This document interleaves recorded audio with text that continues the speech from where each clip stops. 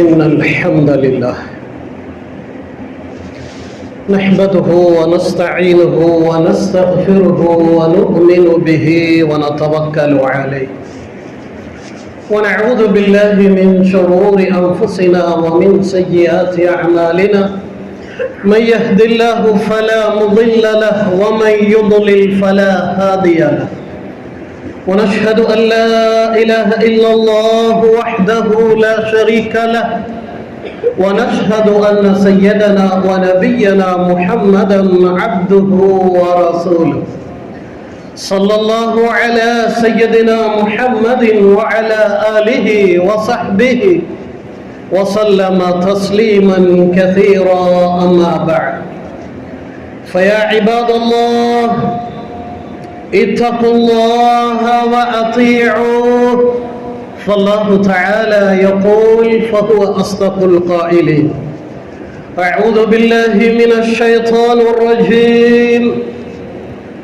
بسم الله الرحمن الرحيم يا أيها الذين آمنوا استعينوا بالصبر والصلاة إن الله مع الصابرين صدق الله العظيم وكان النبي صلى الله عليه وسلم إذا حزبه أمر فصلى صدق رسول الله صلى الله عليه وسلم அளவற்ற அருளாளனும் நிகரற்ற அன்புடையோனுமாகிய வல்ல அல்லாஹ்வின் திருப்பெயரால் இதனை ஆரம்பிக்கிறேன். புகழ் அனைத்தும் அகிலங்கள் அனைத்தையும் படைத்து பரிபக்குவப்படுத்திக் கொண்டிருக்கக்கூடிய இரட்சகனாகிய ரப்பாகிய வல்ல நாயன் அல்லாஹு ஜல்ல சுப்ஹானஹு வ தஆலா ஒருவனுக்கே புகழ் அனைத்தும் உரித்தாகுக. அல்ஹம்துலில்லாஹ். ஸலாத்தும் ஸலாமும் கருணையும் ஈடேற்றமும் அகிலத்துக்கோர் அருட்கொடையாக அனுப்பப்பட்ட அல்லாஹ்வினுடைய தூதர் அருமை நபி ஸல்லல்லாஹு அலைஹி வஸல்லம் அவர்கள் மீதும் அன்னாரின் அடிச்சுவற்றை பின்பற்றி நடந்த அவர்களது உத்தம தோழர்கள், அவர்களை துயர்ந்தவர்கள், பின்பற்றியவர்கள், அல்லாஹு தஆலா அவனுடைய நல்லடியார்கள், அவனை விசுவாசித்து அவனுக்கு வழிபட்டு நடக்கிற அனைவர்கள் பேரிலும் உண்டாவதா. சிறப்பான நாளிலே ஜும்ஆவுடைய கடமையை நிறைவேற்றி செல்லும் பொருட்டு அல்லாஹ்வுடைய வீட்டில் ஒன்று சேர்ந்திருக்கும் இறைநேச செல்வர்களே, அல்லாஹ்வுடைய நல்லடியார்களே, எப்பொழுதும் எந்த சந்தர்ப்பத்திலும் எங்கிருந்தாலும் எந்த நிலையிலும் நம்மளை படைத்து ஆட்சி செய்து கொண்டிருக்கக்கூடிய சக்தியுள்ள நாயன் அல்லாஹு ஜல்ல சுப்ஹானஹு வ தஆலாவை பயந்து அஞ்சி நடந்து கொள்ளுமாறு, எவற்றையெல்லாம் எடுத்து நடக்குமாறு அவன் நமக்கு கட்டளையிட்டு இருக்கிறானோ அவைகளை எடுத்து நடக்குமாறு, எவைகளிலிருந்து விலகி நடக்குமாறு நம்மளை தடுத்து வைத்திருக்கிறானோ அவைகளிலிருந்து விலகி நடக்குமாறு எனக்கும் அப்பால் உங்களுக்கும் நான் முதலிலே நசீஹத் செய்து கொள்ளுகிறேன். அன்பு சகோதரர்களே, அல்லாஹ்வுடைய நல்லடியார்களே, நாம யாரும் இந்த உலகத்தில் ஆயிரக்கணக்கான வருடங்கள் வாழ வந்தவர்கள் அல்ல. இன்றையோ நாளையோ நாம் அல்லாஹ்விடம் போய் சேர்ந்து விடுவோம். இந்த உலகத்தில் வாழுகின்ற பொழுது அல்லாஹ்வுடைய திருப்தியோடு அல்லாஹ்வை சந்தோஷப்படுத்தியவர்களாக வாழ்ந்துவிட்டு யாரெல்லாம் மரணிக்கிறார்களோ அதுதான் உண்மையான வாழ்க்கை. சகோதரர்கள், வெற்றி என்கிறது இந்த உலகத்திலே நமக்கு கிடைக்கிற பணமும் பொருளும் அந்தஸ்துகள் மட்டுமல்ல. சகோதரர், யாரெல்லாம் மௌத் வரையில் ஈமானோடு வாழுகிறார்களோ, நல்லமல்களோடு வாழுகிறார்களோ, அல்லாஹ்வுடைய பொருத்தத்தை தேடுகிறார்களோ அவர்கள்தான் ஜெயசீலர்கள், வெற்றியாளர்கள். அதனால தான் அல்லாஹ்வுடைய தூதர் கண்மணி ஸல்லல்லாஹு அலைஹி வஸல்லம் அடிக்கடி கேட்டு வந்த ஒரு துஆ, நாங்களும் அதை அதிகமாக தெரிந்து மனனமிட்டு அல்லாஹ்விடத்திலே கேட்க வேண்டிய ஒரு முக்கியமான விடயம். சகோதரர், அல்லாஹும்ம இன்னி அஸ்அலுக ரிதாக வல் ஜன்னah அஊது பிக மின் ஸஹதிக வன்னார். நம்முடைய வாழ்க்கையினுடைய லட்சியம் அதுதான்.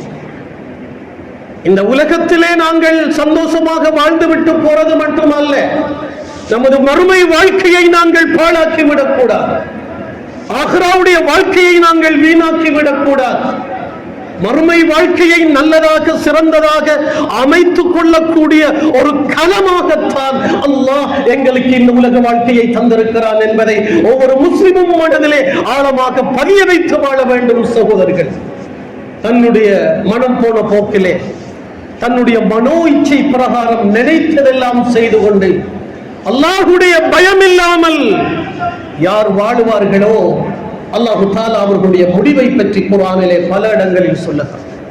وَأَمَّا مَنْ طَغَى وَآثَرَ الْحَيَاةَ الدُّنْيَا فَإِنَّ الْجَحِيمَ هِيَ الْمَأْوَى. அல்லாஹு தஆலா அவன் பாவிகளுக்கு வைத்திருக்கக்கூடிய பயங்கரமான படுமோசமான அந்த நரகத்தில் இருந்து அல்லாஹ் நம் அனைவர்களையும் பாதுகாக்க வேண்டும்.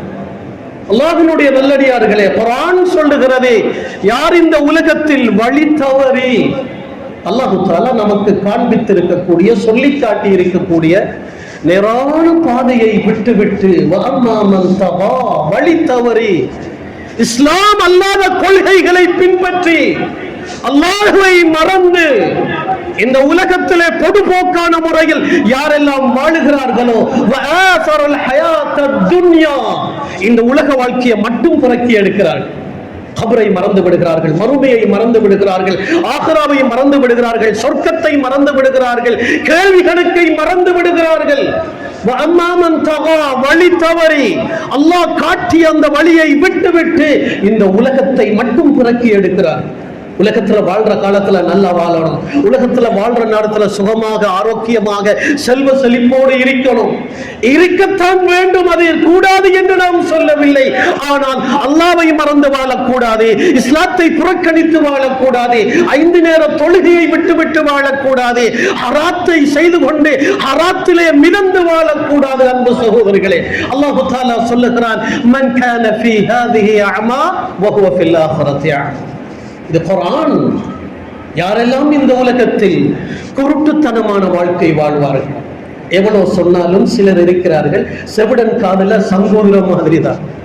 அல்லாஹ்வுடைய பயம் வருவதில்லை அவங்களோட உள்ளத்துல, தௌபா செய்யறதில்ல, பாவங்களை நினைச்சு கண்ணீர் வடிக்கிறதில்ல, அல்லாஹ்வுக்கு முன்னால் அழுகிறதில்ல, தான் தோண்டித்தனமாக வாழ்ந்து விட்டு அவர்கள் அல்லாஹ்வை சந்திக்க நினைக்கிறார்களா? அன்பு சகோதரர்களே, குர்ஆன் சொல்லுகிறது, இந்த உலகத்திலே அல்லாஹ்வுடைய பயம் இல்லாமல் குருடன் போல வாழ்ந்தவர்கள், குருட்டுத்தனமாக தன்னுடைய வாழ்க்கையை அமைத்தவர்கள், அவர்கள் நாளைய கியாமத்துடைய நாளையில் உண்மையிலே குருடர்களாக இருப்பார்கள்.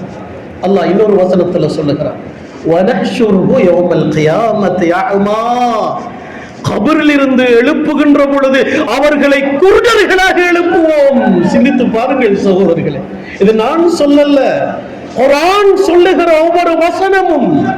குர்ஆன் சொல்லுகிறது, யாரெல்லாம் அல்லாஹ்வை மறந்து இஸ்லாத்தை விட்டு மனம் போன போக்குல இந்த உலகத்தில் வாழுவார்களோ அவர்களை கபர்களில் இருந்து எழுப்புகிற அந்த மஹ்ஷருடைய மைதானத்திலே குருடர்களாக எழுப்புவோம்.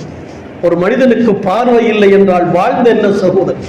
உண்மையிலே சில நபர்களை அல்லாஹ் குருடர்களாக ஆக்கி வைத்திருக்கிறார். அவர்களுடைய பொறுமைக்கு கூலி இருக்கிறது, அவர்களுடைய சகிப்பு தன்மைக்கு கூலி இருக்கிறது. ஒரு ஹதீஸ்ல வருகிறது, ஒரு அடியானை அல்லாஹ் சொல்லுகிறார், ஒரு அடியானை நான் சோதிக்க நாடி அவனுடைய கண் பார்வையை நான் எடுத்து விட்டால், அந்த நேரத்தில் அவன் பொறுமையோடு இருந்தால், அல்லாஹ்வுக்கு ஏசாமல் பேசாமல், அல்லாஹ்வுக்கு கண் இல்லையா, ஏண்ட கண்ணையா அல்லாஹ் எடுத்தான், ஏண்ட பார்வையா அல்லாஹ் எடுத்தான் பேசக்கூடாது சகோதரர்கள். ஒருவரை சோதிக்க நாடி, சோதனைகள் எங்களுக்கு பல விதத்தில் வரும் சகோதரர்களே. ஏழ்மையை கொண்டு, வறுமையை கொண்டு, பஞ்சத்தை கொண்டு, நோயை கொண்டு, துன்பங்களை கொண்டு. இது ஒரு சோதனை கூடம். இந்த உலகத்தில் சொகுசாக வாழ வரவில்லை நாங்கள். சகோதரர்களே, அல்லாஹ் எங்களை சோதிப்பதற்காகவே வைத்து வைத்திருக்கிறான். ஹலக்கல் மௌத வல் ஹயாத்த, உங்களை நாங்கள் படைத்திருப்பதே சோதிப்பதற்காக என்று அல்லாஹ் சொல்லுகிறான். எனவேதான் பார்வை இழந்து விடுவது என்கிறது இந்த உலகத்தில் பெரிய ஒரு சோதனை. அல்லாஹ் தஆலா சொல்லுகிறான், எனது அடியானை நான் சோதிக்க நாடி அவனுக்கு விருப்பமான ஹபீபத்தைஹி, தன்னுடைய 2 கண்மாணிக்கங்கள், அந்த 2 கண்மாணிக்கங்களுடைய பார்வையை நான் எடுத்து விட்டால் அவன் பொறுமையாக இருக்கின்ற பொழுது அவ்வல்துல் ஜன்னா, அவனுடைய பொறுமைக்கு நான் சொர்க்கத்தை கொடுப்பேன் என்று அல்லாஹ் தஆலா சொல்லுகிறான். அது வேற விஷயம்.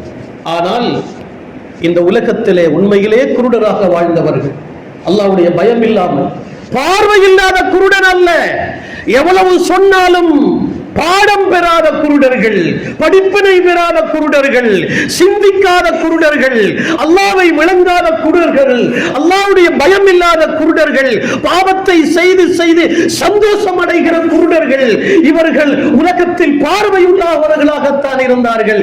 ஆனால் அல்லாஹ் தஆலா மறுமையிலே கபரில் இருந்து எழுப்புகின்ற பொழுது அவர்களை குருடர்களாக எழுப்புவான்.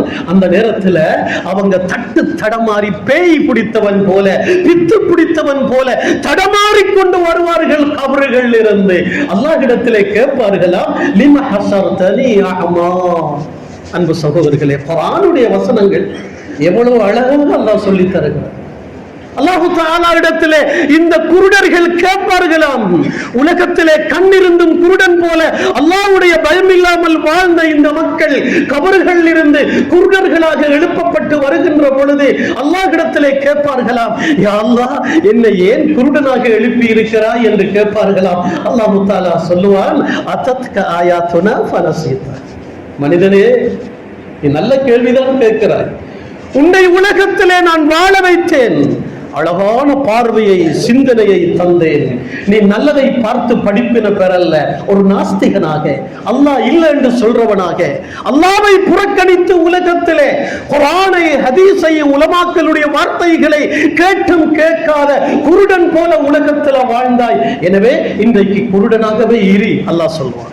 அதத்க ஆயாத்துனா, உலகத்துல நீ வாழ்ற நேரத்துல எங்கட அத்தாட்சிகளை, இஸ்லாம் உண்மையான மார்க்கம், அல்லாஹ் ஒருவன் இருக்கிறான், மௌத்துக்கு பின்னால் ஒரு வாழ்க்கை இருக்கிறது, இதெல்லாம் சொல்லப்பட்டது. ஆனால் அவற்றையெல்லாம் மறந்துவிட்டு, புறக்கணித்து விட்டு, குருடன் போல வாழ்ந்து விட்டு, இப்போ ஒன்ன குருடனாக எழுப்பினதுக்கு பின்னாலே ஏன் என்னை குருடனாக எழுப்பியிருக்கிறாய் என்று கேட்கிறாயா? அல்லாஹ் சொல்லுகிறான், அதத்க ஆயாத்துனா ஃபனஸீதஹா. நீ வாழுகின்ற பொழுது உனக்கு முன்னாலே எங்கட அத்தாட்சிகள், எங்கட அற்புதங்கள் நிறைய வந்தது, உனக்கு முன்னாலே சொல்லப்பட்டன, அவைகளை நீ மறந்து வாழ்ந்தாய். எனவே இன்றைக்கு நீ குருடனாகவே இருக்கிறாய் என்று அல்லாஹ் தஆலா சொல்லுவார். அல்லாஹ்வுடைய நல்லடியார்கள், இதுவெல்லாம் கட்டுக்கதைகள் அல்ல, நாங்கள் சந்திக்க போற விடயங்கள். உலக வாழ்க்கை என்ன சகோதரர்களே? 60 வருடமோ 80 வருடமோ பெரிய காலம் என்று நினைக்கிறீர்களா? இது என்ன பெரிய காலம்? கண்ணை பொத்தி திறக்கிற மாதிரி இது 80 வருஷம் 100 வருஷ வாழ்க்கை சகோதரர்களே. எனவே நாங்கள் இஸ்லாத்தோடு வாழ வேண்டும், ஈமானோடு வாழ வேண்டும், இறையச்சத்தோடு வாழ வேண்டும், தௌபாவோடு வாழ வேண்டும், நல்லமல்களோடு வாழ வேண்டும், நல்ல குணத்தோடு வாழ வேண்டும். சுருக்கமாக சொல்வதாக இருந்தால், அல்லாஹ் காட்டிய அந்த இஸ்லாமிய வழிக்குள்ளே வாழ வேண்டும். அதுதான் வெற்றியான வாழ்க்கை. அல்லாஹ் தஆலா சொல்லுகிறார், கத் அஃப்லஹ மன் தஸக்கா வ ذكر اسم ربه فصلى. வெற்றி என்கிறது இந்த உலகத்தில் மனிதனுக்கு கிடைக்கிற புகழும் பணமும் அந்தஸ்து மட்டுமல்ல, யாரெல்லாம் அல்லாஹ்வை பயந்து, அல்லாஹ் தடை செய்தவைகளிலிருந்து தூரமாகி தப்பி தவறி செஞ்சிட்டாலும் அல்லாஹ்ட்ட மன்னிப்பு கேட்கிறார், அழுகிறார், தௌபா செய்கிறார். அல்லாஹ் மன்னிக்கிறவன் சகோதரர்களே, அல்லாஹ் கருணையாளன், அல்லாஹ் இரக்கம் உள்ளவன். 99 கொலைகள் செய்த ஒரு படுபாவியை கூட அல்லாஹ் மன்னித்த சம்பவத்தை சஹீஹுல் புகாரியிலே நாங்கள் படிக்கிறோம். அவன் 100வது கொலையும் செய்து விட்டான், அல்லாஹ் அவரை மன்னிக்கிற வரலாறு ஆச்சரியமானது. அவன் தௌபாவுக்காக நடந்து சென்ற தூரம் அது கொஞ்சமாக இருந்தும் கூட அல்லாஹ் அந்த நிலத்தை கூட கூட்டி காட்டுகிறான். சஹீஹுல் புகாரியுடைய ஹதீஸிலே நாங்கள் படிக்கிறோம். மலக்குமார்கள் கூட ஆச்சரியப்படுகிறார்கள். அன்பு சகோதரர்களே, எனவே அல்லாஹ் ரஹ்மான், அவன் அளவற்ற அருளாளன், அவன் நிகரற்ற அன்புடையோன். அல்லாஹ்வுடைய அன்புக்கு நிகர், அல்லாஹ்வுடைய அன்புக்கு சமமாக உலகத்தில் யாரும் இல்லை சகோதரர்களே. ஒரு தாயை போல அல்ல, 70 தாயை விட அல்லாஹ் இரக்கம் உள்ளவனாக ரஹீமாக இருக்கிறான். எனவே நாங்கள் அல்லாஹ்வுக்கு முன்னாலே அழ வேண்டும், எங்களுடைய பாவங்களை நினைக்க வேண்டும், தௌபா செய்ய வேண்டும், இஸ்திக்ஃபார் செய்ய வேண்டும். அல்லாஹ் தஆலா சொல்லுகிறான், வெற்றி என்கிறது இதுதான். உலகத்தில் ஈமானோடு இஸ்லாத்தோடு நல்ல காரியங்களோடு வாழ்ந்து செய்த பாவங்களுக்கு தௌபா செய்து இஸ்திக்ஃபார் செய்து வதக்கர ரஸ்ம ரப்பிஹி ஃபஸல்லா, அல்லாஹ்வுடைய ஞாபகத்தோடு. அல்லாஹ்வை மறந்து வாழ்க்கிற வாழ்க்கை அல்ல. இன்னைக்கு சிலருக்கு சாப்பிடும் பொழுதே பிஸ்மில்லா வருது இல்லை, சாப்பிட்டு முடிஞ்சு அல்ஹம்துலில்லாஹ் சொல்றாங்க இல்ல. சகோதரர்களே, இன்ஷா அல்லாஹ் சொல்றாங்க இல்ல, மாஷா அல்லாஹ் சொல்றாங்க இல்ல, ஜஸாக்கல்லாஹ் வாயில வருதே இல்ல. ஆங்கில வார்த்தைகள் தான் வருது, தேங்க்ஸும் அதுவும் இதுவும். சலாம் இல்ல சிலர் வாழ்க்கையில. அஸ்ஸலாமு அலைக்கும் இஸ்லாம் சொல்லி தந்த எவ்வளவு முக்கியமான ஒரு துஆ, எவ்வளவு அழகான ஒரு முகமன், எவ்வளவு சிறப்பான ஒரு காணிக்கை. சலாம் வருவதில்லை. இதுதான் அல்லாஹ்வுடைய திக்ர். அன்பு சகோதரர்களே, அல்லாஹ் திக்ர் இல்லாமல், சிந்தனை இல்லாமல் வாழ்ந்தாங்க. 5 நேர தொழுகையை இன்னைக்கு சிந்திச்சு பாருங்க. ஒவ்வொரு முஸ்லிம் கிராமங்களிலும் தொழுகை வீதம், சில ஊருக்கு போனா அந்த ஊர்ல 100க்கு 50 வீதம் தான் தொழுகையாளி, 100க்கு 60 வீதம் தான் தொழுகையாளி. மற்ற அரைவாசி வீதம் தொழுகை இல்லாமல் இருக்கிறார்கள். எங்க இஸ்லாம் இருக்கிறது வாழ்க்கையில? குறைந்தது ஈமானுக்கு பிறகு தொழுகை. தொழுகை இல்லாதவன் வட்டி எடுக்காமல் இருப்பாரா? தொழுகை இல்லாதவன் ஜினா செய்யாமல் இருப்பாரா? தொழுகை இல்லாதவன் எல்லா பாவங்களையும் செய்வான். அல்லாஹ் தஆலா சொல்லுகிறான், நீங்க தொழுகையை நிலைநாட்டுங்க. ஏண்டா தொழுகை அதாவது தன்ஹா அனில் ஃபஹ்ஷாஇ வல் முன்கர், மானக்கேடான அருவருப்பான பாவங்கள் இருந்து ஒரு மனிதனை தடுக்கிற சக்தியை அல்லாஹ் தொழுகைக்கு வைத்திருக்கிறார். எனவே அன்பு சகோதரர்களே, முஸ்லிம்களாகிய நாம், அல்லாஹ்வை ஏற்றுக்கொண்ட நாம், அதாவது ஈமானுக்கு அடையாளமே தொழுகைதான். அதனால தான் ஸல்லல்லாஹு அலைஹி வஸல்லம் சொன்னார்கள், இன்ன லிகுல்லி ஷைஇன் அலமுன் அலமுல் ஈமானி யஸ்ஸல். உலகத்தில் ஒவ்வொன்றுக்கும் அடையாளம், உலகத்தில் ஒவ்வொரு பொருளுக்கும் அடையாளம் இருக்கிறது. ஒரு பள்ளி வாயிலுக்கு மிஹ்ராப் அல்லது அதனுடைய மனாரா அடையாளமாக இருக்கிறது. ஒரு கடைக்கு அதனுடைய போர்டு அடையாளமாக இருக்கிறது. ஒரு வீட்டுக்கு அது ஒரு அடையாளம் இருக்கிறது. ஒவ்வொரு பொருளுக்கும் அடையாளம் இருக்கிறது. அடையாளத்தை கொண்டு நாங்கள் அதை அறிந்து கொள்ளுகிறோம். அதே போல ஒரு மூமினுடைய ஒரு மனிதனுடைய உள்ளத்துல ஈமான் இருக்கிறது. பெருசா பேசுறார், நான் முஸ்லிம், நான் முஹம்மது, நான் அஹ்மத், நான் ஹதீஜா, நான் தொழுகை இல்லை. அன்பு சகோதரர்களே, ஸல்லல்லாஹு அலைஹி வஸல்லம் சொல்றாங்க, ஒவ்வொரு பொருளுக்கும் அடையாளம் இருக்கிறது. அதை கொண்டு நாங்கள் அந்த பொருளை கண்டுகொள்கிறோம். அதே போல ஒருவருடைய உள்ளத்தில் ஈமான் இருக்கிறது, அல்லாஹ்வுடைய பயம் இருக்கிறது, அல்லாஹ்வுடைய அச்சம் இருக்கிறது என்பதற்கு அடையாளமே தொழுகைதான் என்றார்கள் ஸல்லல்லாஹு அலைஹி வஸல்லம். எனவே அல்லாஹ்வுடைய நல்லடியார்களே, ஒரு முஸ்லிமை பொறுத்த வரையிலே 5 நேர தொழுகையை விட்டுட்டு அவர் சும்மா தாந்தோண்டித்தனமா வாழ்றது மிகப்பெரிய தரித்திரியம், மிகப்பெரிய மிடுமை என்பதை ஞாபகம் வைத்துக் கொள்ள வேண்டும். அதனால தான் தொழுகை இருக்கிறதே, அஸ்ஸலாத்து நூறுன். தொழுகை என்கிறது அப்படி இப்படி பொருள் அல்ல, சாமான் அல்ல. தொழுகை என்கிறது மிக பிரகாசமானது, மிகப்பெரிய ஒரு பிரகாசம். வாழ்க்கையினுடைய மிடுமையை, வாழ்க்கையினுடைய தரித்திரியத்தை, வாழ்க்கையினுடைய முசீபத்தை, வாழ்க்கையினுடைய நெருக்கடியை அகற்றி வாழ்க்கையை ஒளிமயமாக்கக்கூடிய சக்தியை அல்லாஹ் தஆலா தொழுகைக்கு வைத்திருக்கிறார். அதனால் தான் அல்லாஹ் சொல்லுகிறான், விசுவாசிகளே, என்னை நம்பிய சமூகமே, அல்லாஹ்வை ஏற்றுக்கொண்டவர்களே, அல்லாஹ்விடத்தில் உதவி தேடுங்க. எதை கொண்டு? 2 விஷயத்தை அல்லாஹ் சொல்றார், பிஸ்ஸப்ரி வஸ்ஸலா, பிஸ்ஸப்ரி வஸ்ஸலா. முதலாவது பொறுமை. அன்பு சகோதரர்களே, பொறுமை இல்லாமல் அல்லாஹ்வுடைய நெருக்கத்தை அடைய முடியாது. உலக வாழ்க்கை என்கிறது எங்களுக்கு ஒரு எக்ஸாம் ஹால், ஒரு பரீட்சை மண்டபம் போல சோதனைகள் வந்து கொண்டே இருக்கும் சகோதரர்களே, ஒன்றுக்கு பின்னால் ஒன்று. அது நோயோ, ஏழ்மையோ, வறுமையோ, கஷ்டமோ, பிள்ளைகளோட பிரச்சனையோ, மனைவியிட பிரச்சனையோ, சோதனை வரும். எனவே பொறுமையோடு நடந்து கொள்ளணும். அடுத்ததாக இவைகளை தொழுகை மூலம் அல்லாஹ்விடத்திலே சொல்கிறவர்கள். தொழுகை என்கிறது முனாஜாத் மஅல்லாஹ், அல்லாஹ்வோடு உரையாடுவது சகோதரர்கள். அங்க போய் தக்பீர் கட்டுகின்ற பொழுது அல்லாஹ்வுக்கு முன்னால் நிற்கிறோம், அல்லாஹ்வோடு பேச ஆரம்பிக்கிறோம். அதனால் தான் ஹதீஸிலே வந்திருக்கிறது, ஒருவர் wudu செய்து கொண்டு போய் அல்லாஹ்வுக்கு முன்னாலே நின்று அல்ஹம்துலில்லாஹி ரப்பில் ஆலமீன் என்று அல்லாஹ்வை புகழுகின்ற பொழுது அல்லாஹ் சந்தோஷப்படுகிறார். அல்லாஹ் மலக்குமார்களை அழைத்து சொல்லுகிறான், எனது அமரர்களை பார்த்தீங்களா, எனது அடியான் என்னை புகழுகிறான் என்று அல்லாஹ் சொல்லுகிறான். அடுத்தது என்ன சொல்லுகிறோம்? அர் ரஹ்மான் அர் ரஹீம்.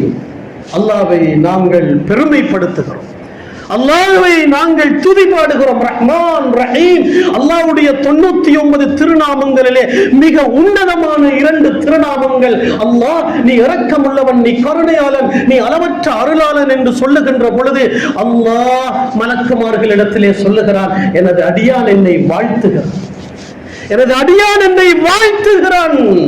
ஒருவரை உலகத்திலே வாழ்த்தும் பொழுது எங்களுக்கு எவ்வளவு சந்தோஷம். எங்கட கண் முன்னாலே ஒருவர் வந்து எங்களை நீங்க நல்ல மனுஷன் என்று வாழ்த்துகின்ற பொழுது எவ்வளவு சந்தோஷம். எனவே அடியான் தக்பீர் கட்டிக்கொண்டு அல்லாஹ்வுக்கு முன்னால் அர் ரஹ்மான் அர் ரஹீம் என்று சொல்லுகிறது அது அல்லாஹ்வை வாழ்த்துகிற விடயம். சகோதரர்களே, மலக்குமார்களிடத்திலே அல்லாஹ் சொல்லுகிறார், எனது அடியான் என்னை வாழ்த்துகிறார்.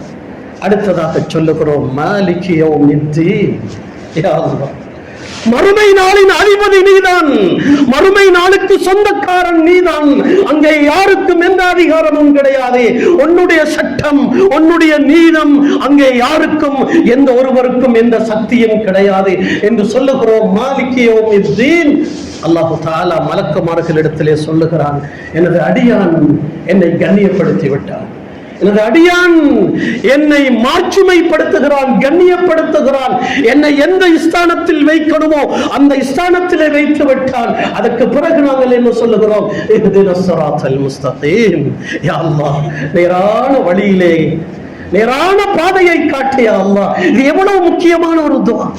அல்லாஹ் எங்களுக்கு வாழ்வதற்கு ஒரு வழிகாட்டலை தந்திருக்கிறான். அதுதான் நேரான வழி, அதுதான் குர்ஆனுடைய வழி, அதுதான் இஸ்லாத்தினுடைய வழி. அந்த வழியிலே நடத்தும்படி ஒரு அடியான் அல்லாஹ்வுக்கு முன்னாலே சொல்லுகின்ற பொழுது அல்லாஹ் சொல்லுகிறான், இது எனது அடியானுக்கும் எனக்கும் இடையிலே உள்ளது, நான் அவனுக்கு உதவி செய்கிறேன். எனவே அன்பு சகோதரர்களே, தொழுகை என்கிறது அல்லாஹ்வோடு நாம் உரையாடுகிறோம். அல்லாஹ்வோடு அந்த உரையாடுகிற அந்த விடயம் அது அழகாக, ஒழுக்கமாக, முறையாக, ஏதோ கடமையை முடிக்கிறேன்னு சொல்லி ஓடி வந்து சொல்லுவார்கள். சிலருடைய தொழுகை கோழி புத்திரம் மாதிரி தொழுகை. அங்கே ருக்குவை ஒழுங்காக செய்ய மாட்டார்கள், சுஜூதை ஒழுங்காக செய்ய மாட்டார்கள், சூரத்துல் ஃபாத்திஹாவை ஒழுங்காக ஓத தெரியாத நபர்கள் இருக்கிறார்கள். எல்லா கல்வியும் எல்லா பட்டமும் அடைந்திருக்கிறார்கள், பெற்றிருக்கிறார்கள். சகோதரர்களை, எத்தனையோ பட்டதாரிகளுக்கு கூட சூரத்துல் ஃபாத்திஹா ஒழுங்காக ஓத தெரியாது, அத்தஹியாத் ஒழுங்காக ஓத தெரியாது. தொழுகை அது நிம்மதியாக, அவசரம் இருக்கக்கூடாது. அதனால தான் குர்ஆன் சொல்லுகிறது, அது அஃப்லஹல் முஃமினூன் அல்லதீன ஹும் ஃபீ ஸலாத்திஹிம் காஷியூன். மூமின்கள், அல்லாஹ்வை விசுவாசித்தவர்கள் வெற்றி பெற்று விட்டார்கள். அவர்களுக்குள்ள லட்சணம், அவர்களுக்குள்ள குவாலிஃபிகேஷன் என்ன தெரியுமா? தொழ நின்றால் உள்ளம் பயந்து தொழுவார், உள்ளத்தால் பயந்து அல்லாஹ்வுக்கு முன்னால் பயந்தவர்களாக நிற்பார்கள் என்று அல்லாஹ் சொல்லுகிறார். அதே நேரத்தில் நயவஞ்சகர்கள், அல்லாஹ்வுடைய பயம் உள்ளத்தில் இல்லாதவர்கள், வெளிப்பகட்டுக்காரர்கள், நாங்களும் தொழுகிறோம் என்று காட்டுகிறவர்கள். இன்றைக்கு நம்ம பார்க்கிறோம், வாப்பாக்கு பயந்து சில பிள்ளைகள், மனைவிக்கு பயந்து சில கணவர்கள், அல்லது கணவனுக்கு பயந்து சில மனைவிமார்கள் இப்படி தொழுவதுண்டு. இப்படி அடுத்தவங்களுக்கு காட்டுறதுக்கு, பேருக்கு, புகழுக்கு தொழுகிற தொழுகை இருக்கிறதே, இது அர்த்தம் இல்லாத தொழுகை. இதை கொண்டு எங்களுக்கு நலவு எல்லாம் உண்டாக்கும், கேடு உண்டாகும். குர்ஆன் சொல்லுகிறது, ஃபவைலுல் லில் முஸல்லீன், ஃபவைலுல் லில் முஸல்லீன். தொழக்கூடியவர்களுக்கு நாசம் உண்டாகட்டும், தொழக்கூடியவர்களுக்கு அழிவு உண்டாகட்டும். ஏன்? அல்லதீன ஹும் ஃபீ ஸலாத்திஹிம் சாஹூன். அவர்கள் தொழுகையிலே பொடுபோக்காக தொழுகிறார்கள், யாருக்கோ மாதிரி தொழுகிறார்கள், அல்லாஹ்வுடைய பயம் இல்லாமல் தொழுகிறார்கள், அவர் பேருக்கும் புகழுக்கும் தொழுகிறார்கள், தொழுகையிலே மறதியாளர்களாக இருக்கிறார்கள். எனவே தொழுகை என்கிறது அது பொடுபோக்காக செய்கிற ஒரு காரியம் அல்ல அன்பு சகோதரர்களே, அது வீட்டிலிருந்தே நாங்கள் தயாராக வேண்டும். அதனால்தான் ஒரு ஹதீஸ்ல வருகிறது, தொழுகை நேரமாகி விட்டால் எந்த ஒரு நபர் வீட்டிலே ஒழு செய்கிறார். இன்னைக்கு மஸ்ஜிதுகள்ல ஹவுல் இருக்குது, டெப் இருக்குது, ஒழு செய்ய வசதி இருக்குது, நாங்க இங்க வந்து செய்யறோம், பரவாயில்லை. ஆனால் அதிகமான நன்மைகளை கொள்ளையடிக்கிற ஒரு வழி என்ன தெரியுமா? வீட்டிலே ஒழு செய். வீட்டிலே அழகாக உணவு செய்து கொண்டு மஸ்ஜிதை நோக்கி எந்த ஒரு நபர் தொழுகைக்காக நடந்து வருவாரோ, அருமை நபி ஸல்லல்லாஹு அலைஹி வஸல்லம் சொல்லுகிறார்கள், கொடுத்து வச்ச மனுஷன் அவரே. ஏண்டா அவருடைய ஒவ்வொரு காலட்டுக்கும் பாவங்கள் மன்னிக்கப்படுகிறது. ஒவ்வொரு காலட்டும் பாவங்கள் மன்னிக்கப்படுவது மட்டுமல்ல, அது சதக்கா. வபிகுல்லி ஹத்வத்தின் தம்சீஹா இலா ஸலா. ஒரு முஸ்லிம் பள்ளிவாயிலை நோக்கி நடக்கிற அந்த நடையினுடைய ஒவ்வொரு எட்டுக்கும் 1000 சதக்கா கொடுத்த நன்மையை அல்லாஹ் தருகிறார். இந்த சதக்கா கொடுக்க வழி இல்லையே என்று கவலைப்படுற சிலர் உண்டு. செய்யுங்கள் இப்படியான வேலைகளை. வீட்டிலே ஒழுங்கு செய்து கொண்டு மஸ்ஜிதை நோக்கி நடக்கிறோமே, ஒவ்வொரு காலெட்டுக்கும் நன்மைகள் எழுதப்படுவதோடு அது சதக்காவாக மாறுகிறது என்றால் எவ்வளவு பெரிய நன்மைகளை சம்பாதிப்பதற்கு அல்லாஹ் எங்களுக்கு வழி அமைத்து தந்திருக்கிறான். நாங்களோ சோம்பேறிகளாக இருக்கிறோம், பொடுபோக்குள்ளவர்களாக இருக்கிறோம். ஒவ்வொரு காலெட்டுக்கும் சகோதரர்களே அவருடைய அந்தஸ்துகள் சொர்க்கத்திலே உயர்த்தப்படுகிறது. மஸ்ஜிதுக்கு வந்துட்டாரு, ஜமாத்தோட தொழுதுட்டாரு. ஒரு தொழுகைக்கு 27 மடங்கு நன்மை ஜமாத்தோடு. அதிகமான நபர்கள் தொழுகிறார்கள் தான், ஜமாத்தோடு தொழுவதிலே அக்கறை இல்லை அவர்களுக்கு. ஏதோ தனியே தொழுதுட்டு போறாங்க.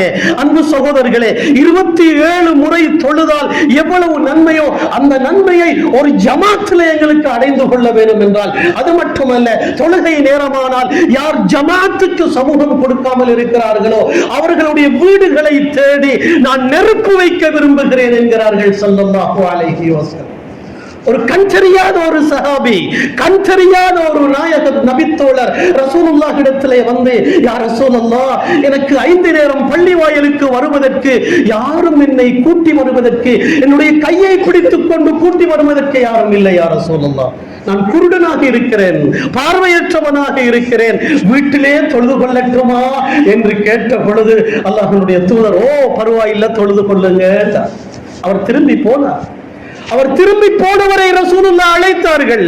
அழைத்து கேட்டார்கள், தோழரே, அதானுடைய சப்தம் உங்களோட காதுல கேட்குதா? உங்களோட வீட்டுக்கு அதான் சப்தம் கேட்குதா? ஓ யா ரசூலல்லாஹ், அல்லாஹ்வுடைய நபி அவர்கள் பதில் சொல்லுகிறார்கள், நீங்க குருடராக இருக்கலாம், பார்வையற்றவர்களாக இருக்கலாம், அதானுடைய சப்தம் உங்களுடைய காதலே விழுகிறது என்றால் நீங்கள் பள்ளி வாயிலுக்கு வரத்தான் வேண்டும் என்று அந்த பார்வையில்லாத சஹாபிக்கே நபி அவர்கள் சொல்லுகிறார்கள் என்றால், அன்பு சகோதரர்களே, தொழுகை இல்லாமல் அறவே இருக்கிறவர்களுடைய நிலைமை என்ன சிந்தித்து பாருங்கள். அதனாலதான் இஸ்லாத்தினுடைய கண்ணோட்டத்துல ஒருவர் உயர் அந்தஸ்தில் இருக்கலாம், உலகத்திலே புகழ் மூத்தவராக இருக்கலாம், அந்தஸ்துள்ளவராக, செல்வந்தராக, பணக்காரனாக, அல்லது அமைச்சராக, அரசனாக, மினிஸ்டராக, எந்த பதவியில் இருந்தாலும் அவர் தொழுகை இல்லை என்றால் ரெஸ்பெக்ட் இல்லாதவர், கண்ணியம் இல்லாதவர். அதனாலதான் எங்களுடைய அறிஞர்கள், குர்ஆனை ஹதீஸை விளங்கிய ஃபுகஹாக்கள் சொல்லுகிறார்கள், வேணுமென்று, மறதியாக அல்ல, வேணுமென்று ஒருவர் தொழுகையை விட்டு இருந்தால் அவர் இஸ்லாத்தை விட்டு வெளியேறுகிறார். அவர் மௌத்தானால் முஸ்லிம்களுடைய மையவாடியிலே அடக்கக்கூடாது, முஸ்லிம்களுடைய மையவாடியிலே அவரை அடக்கம் செய்யக்கூடாது என்ற அளவுக்கு தொழுகை இல்லாதவன் பற்றி சொல்லப்பட்டு இருக்கிறது என்றால், அன்பு சகோதரர்களே, எங்கட வீட்டுக்குள்ள மனைவி தொழுகிறா இல்ல, பிள்ளைகள் தொழுறாங்க இல்லைன்னா எவ்வளவு பெரிய மிடுமென்று சிந்திச்சுப்பார். அது மட்டுமல்ல, அன்பு சகோதரர்களே, பொதுபோக்காக ஒருவர் தொழுகையை விட்டுவிட்டால் அவர் அவர் அவர் இஸ்லாத்தில் இருந்து வெளியேறுவது மட்டுமல்ல, இவ்வளவு பெரிய ஒரு தண்டனை அவருக்கு இருக்கிறது. அருமை நபி ஸல்லல்லாஹு அலைஹி வஸல்லம் அவர்கள் சொல்லுகிறார்கள், யாருடைய அரசாங்க பதவிகள், நான் மந்திரியாக இருக்கிறேன், நான் மினிஸ்டராக இருக்கிறேன், நான் அரசராக இருக்கிறேன், எனக்கு இந்த ஏழைகளோட நிக்கலுமா? யாருடைய அரசாங்க பதவிகள் தொழுகைக்கு தடையாக இருக்கிறதோ இவர்கள் எல்லாம் காஃபிர்கள். இவர்கள் நாளைய கியாமத்துடைய நாளையிலே உலகத்திலேயே மிகப்பெரிய வம்பனாக வாழ்ந்த ஃபிரௌனோடு எழுப்பப்படுவார்கள் என்றார்கள் ஸல்லல்லாஹு அலைஹி வஸல்லம். இது நாங்கள் சிந்திக்க வேண்டிய ஒரு விடை. நபிமார்களோடு கண்மணி ஸல்லல்லாஹு அலைஹி வஸல்லம் அவர்களுடைய ஷஃபாஅத்துக்கு உட்பட்டவர்களாக இருக்க வேண்டிய நாம் நரகவாதி என்று சொல்லப்பட்ட ஃபிரௌனோடு எழுப்பப்பட்டால் எப்படி இருக்கும்? அதே நேரத்தில் இன்னொரு ஹதீஸ்ல வந்திருக்கிறது, யாருடைய தலைமைத்துவம், யாருடைய பதவிகள் நான் உயரந்தஸ்தில் இருக்கிறேன், நான் ராயல் ஃபேமிலி என்றெல்லாம் அவர்களுடைய உயரந்தஸ்துகள் தொழுகைக்கு தடையாக இருக்கிறதோ, இவர்கள் எல்லாம் மூசா அலைஹிஸ்ஸலாத்துடைய காலத்திலே வாழ்ந்த ஒரு நரகவாதி ஹாமானோடு எழுப்பப்படுவான் என்றார்கள் ஸல்லல்லாஹு அலைஹி வஸல்லம். யாருடைய வியாபாரம், யாருடைய பஜாருடைய நடவடிக்கைகள், நாம் எல்லாம் தொழில் செய்கிறோம் பஜாரிலே. சகோதரர்களே, தொழுகை நேரமாகிவிட்டால் மஸ்ஜிதிலே போய் தொழுகிறவர்களா? அல்லாஹ்விடத்திலே யா அல்லாஹ் என்ற வியாபாரத்தில் பரக்கத் செய்வாயாக என்று அல்லாஹ்விடத்திலே துஆ செய்கிற பழக்கத்தை ஒவ்வொரு முஸ்லிமும் ஏற்படுத்திக் கொள்ள வேண்டும். யாருடைய வியாபாரம் தொழுகைக்கு தடையாக இருக்கிறதோ, நபி அவர்களுடைய காலத்தில் இருந்த மிகப்பெரிய ஒரு வியாபாரி, ஆனால் காஃபிர், அவன் ஒரு நரகவாதி, உபய் இப்னு ஹலஃபோடு எழுப்பப்படுவார்கள் என்றார்கள் அருமை நபி ஸல்லல்லாஹு அலைஹி வஸல்லம். அதனால தான் ஒரு ஹதீஸிலே ஸல்லல்லாஹு அலைஹி வஸல்லம் சொல்லுகிறார்கள், ஒரு நேரம் தொழுகை. சகோதரர்களே, வாழ்நாள் முழுக்க தொழுகை இல்லாதவர்கள், ஜும்மாவுக்கு மட்டும் வர்றாங்க சிலர், அதுவும் இல்லாம இருக்கிறாங்க சிலர். அல்லாஹ்வுடைய நல்லடியார்களே ஸல்லல்லாஹு அலைஹி வஸல்லம் சொல்லுகிறார்கள், ஒரு நேர தொழுகை யாருக்கு தவறி விடுகிறதோ அது அவருக்கு எவ்வளவு பெரிய நஷ்டம் என்றால், அவருடைய மனைவி, மக்கள், குடும்பம் எல்லாத்தையும் இழந்துட்டு வெறும் கையாக நிற்கிறது எவ்வளவு கை சேதமோ அதை விட கை சேதம் ஒரு மனிதனுக்கு ஒரு நேர தொழுகை தவறி விடுவது என்கிறார்கள் ஸல்லல்லாஹு அலைஹி வஸல்லம். அல்லாஹ்வுடைய நல்லடியார்களே, அல்லாஹ்வுடைய தூதர் அவர்களுடைய வாழ்க்கையை பார்க்கிறோம். இதா ஹஸபஹு அம்ருன், காற்றடிக்கிறதா பள்ளியை நோக்கி வருவார்கள், மஸ்ஜிதை நோக்கி வருகிறார். சூறாவளி அடிக்கிறதா மஸ்ஜிதை நோக்கி வருகிறார்.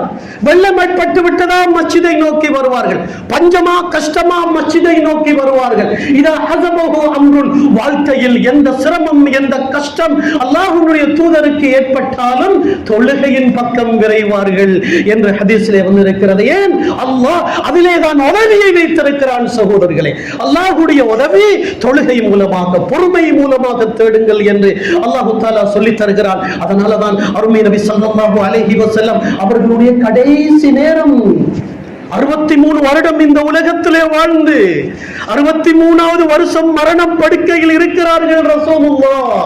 சகோதரர்களே, சக்ராத்துடைய நேரம், தொழுகை நேரமாகிவிட்டது, நான் தொழுகைக்கு போகணுமே, நான் மஸ்ஜிதுக்கு போகணுமே என்று முணுமுணுக்கிறார்கள் அல்லாஹ்வுடைய நபி அவர்கள்.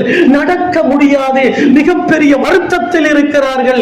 2 சஹாபாக்கள் வந்து நிற்க, அந்த 2 பேருடைய தோளிலும் வலது கையை ஒருவருடைய தோளிலே, இடது கையிலே இன்னொருடைய தோளிலே போட்டுக்கொண்டு தொங்கியவர்களாக நபி அவர்கள் மஸ்ஜிதுக்கு போய் அபூபக்கர் ரலியல்லாஹு அன்ஹு அங்கே தொழுகை நடத்தி கொண்டிருக்கிறார்கள். நபி அவர்கள் பின்னாலே போய் நடக்க முடியாத அந்த கஷ்டமான மௌத்துடைய கடைசி நேரத்தில் கால்களை இழுத்துக் கொண்டு நபி அவர்கள் போய் தொழுகையில் நிற்கிறார்கள் என்றால் எவருக்கு அனுமதி இருக்கிறது தொழுகையை விடுவதற்கு? சிந்தித்து பாருங்கள் சகோதரர்களே. அதே நோயிலே நபி அவர்கள் மௌத்தாகிறார்கள். என்ன சொல்லுகிறார்கள் தெரியுமா? கடைசி வார்த்தை, ரசூலுல்லாஹ்வுடைய வாயிலிருந்து வந்த கடைசி வார்த்தை, அஸ்ஸலா அஸ்ஸலா வமா மலக்கத் ஐமானுக்கும். முஸ்லிம்களே, எனது உம்மத்தினர்களே, தொழுகையை விட்டுறாதீங்க, தொழுகையை விட்டுறாதீங்க, தொழுகையில கவனம் செலுத்துங்க. அடுத்ததாக வமா மலக்கத் ஐமானுக்கும், உங்களுக்கு கீழுள்ள உங்களுடைய வேலையாட்கள், உங்களுடைய அடிமைகளுக்கு உபகாரம் செய்யுங்கள், நல்ல முறையில் நடந்து கொள்ளுங்கள். எவ்வளவு அழகான உபதேசம் சகோதரர்களே. எனவே அல்லாஹ்வுடைய நல்லடியார்களே, அன்பு சகோதரர்களே, அல்லாஹ் ஜல்ல சுப்ஹானஹு வ தஆலா 5 நேர தொழுகையிலே மிகப்பெரிய வெற்றியை, பிரகாசத்தை, பரக்கத்தை வைத்தார்.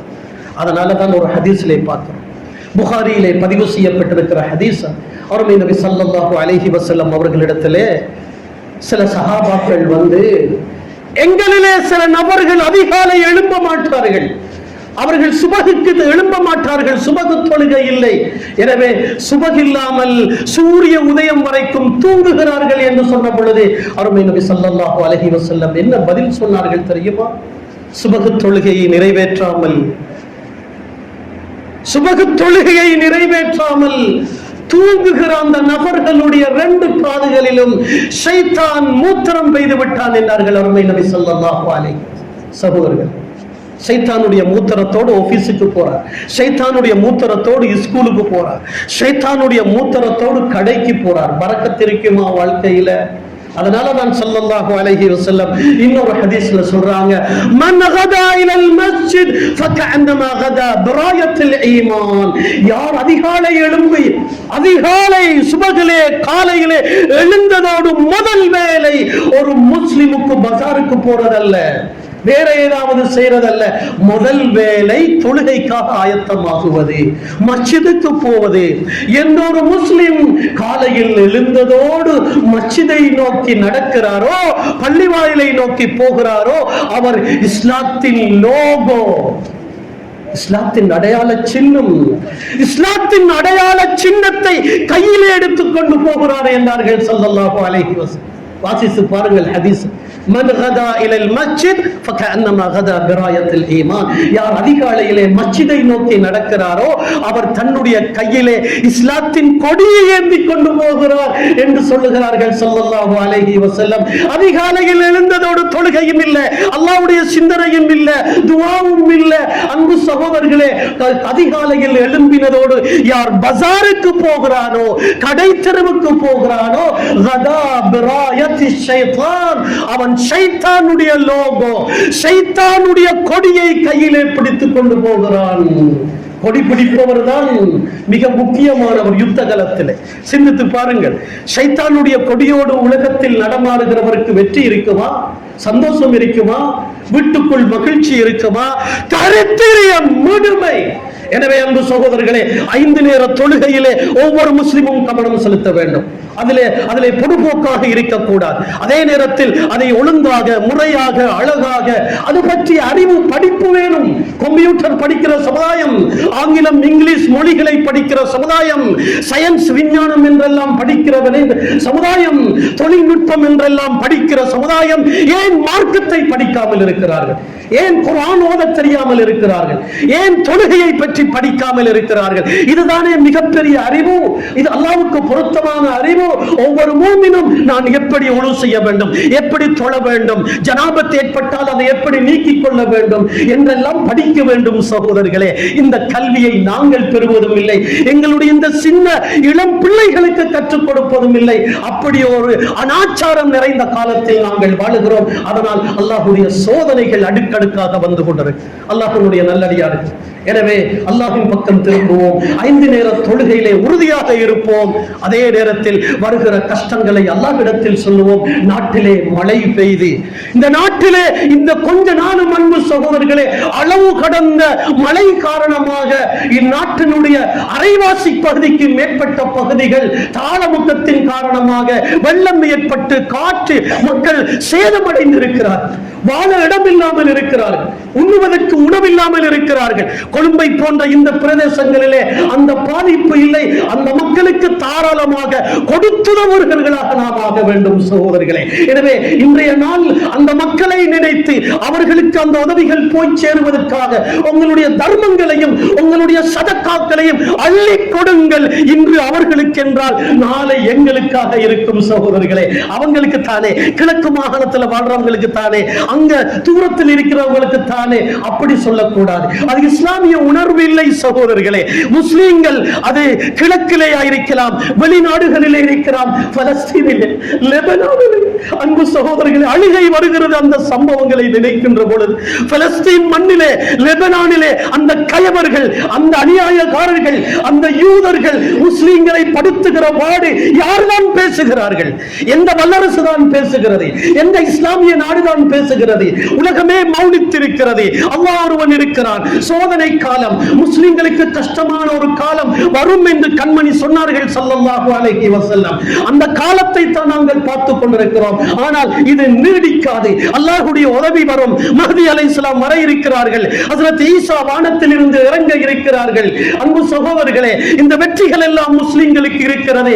ஆனால் இப்போது நாங்கள் ஒரு சோதனை காலத்தில் இருக்கிறோம் என்பதை மறந்துவிடக் கூடாது. அல்லாஹ்வின் பக்கம் திரும்பி பாவங்களுக்கு தௌபா செய்து 5 நேரம் தொழுது ஹராத்திலிருந்து தூர விலகி அல்லாஹ்வுக்கு பொருத்தமானவர்களாக எங்களை ஆக்கிக் கொள்ளுவோம். யா அல்லாஹ் எங்களுடைய பாவங்களை மன்னிப்பாயா. யா அல்லாஹ் காற்றை கொண்டு மழையை கொண்டு சேதங்களை கொண்டு எங்களை சோதித்து விடாதே. எத்தனையோ மக்கள் கஷ்டத்தில் இருக்கிறார்கள். யா அல்லாஹ், யா அல்லாஹ் அவர்களுக்கு நீ உதவி செய்வாயா, அவர்களை பாதுகாப்பாயா. மதரசாவிலே படிக்கிற மாணவர்கள் கூட உயிரை இழந்த அளவுக்கு யா அல்லாஹ் ஒரு கஷ்டத்துக்குள்ளே இந்த நாட்டில் மக்கள் முஸ்லிம்கள் விசேஷமாக தள்ளப்பட்டிருக்கிறார்கள். யா அல்லாஹ் அனைத்து மக்களையும் பாதுகாப்பாயா, அவர்களுக்கு உதவி செய்வாயா, எங்களை பொருந்திக் கொள்ளுவாயா. எங்களுடைய பாவத்துக்காக எங்களை தண்டித்து விடாதையா. உன்னுடைய தண்டனையை எங்களால் தாங்கிக் கொள்ள முடியாது. யா அல்லாஹ் நீ ரஹ்மான் ரஹீம். யா அல்லாஹ் எங்களை மன்னித்து எங்களை சொர்க்கவாதிகளாக ஆக்குவாயா, நரகத்தை விட்டும் எங்களை பாதுகாப்பாயாக. ஆமீன். வாஹிரு தஅவானா அனில் ஹம்துலில்லாஹி ரப்பில் ஆலமீன். இன்னல் ஹம்தலில்லாஹ் நஹ்மதுஹு வ நஸ்தஈனுஹு வ நஸ்தக்ஃபிருஹு வ நு'மினு பிஹி வ நதவக்கலு அலைஹி வ நஊது பில்லாஹி மின் ஷுரூரி அன்ஃபுஸினா வ மின் ஸய்யிஆத்தி அஅமாலினா மன் யஹ்தில்லாஹு ஃபலா முضில்ல லஹு வ மன் யுضلل ஃபலா ஹாதிய லஹு. ونشهد أن لا إله إلا الله وحده لا شريك له ونشهد أن سيدنا ونبينا محمدا عبده ورسوله صلى الله على سيدنا محمد وعلى آله وصحبه وسلم تسليما كثيرا. أما بعد فيا عباد الله اتقوا الله واطيعوه. فالله تعالى يقول فهو أصدق القائلين. أعوذ بالله من الشيطان الرجيم. بسم الله الرحمن الرحيم. ومن يتق الله يجعل له مخرجا ويرزقه من حيث لا يحتسب. صدق الله العظيم. بارك الله لنا ولكم بالقرآن الكريم ونفعنا وإياكم بالآيات والذكر الحكيم. أقول قولي هذا أستغفر الله لي ولكم ولسائر المسلمين والمؤمنين من كل ذنب فاستغفروه إنه هو الغفور الرحيم. اللهم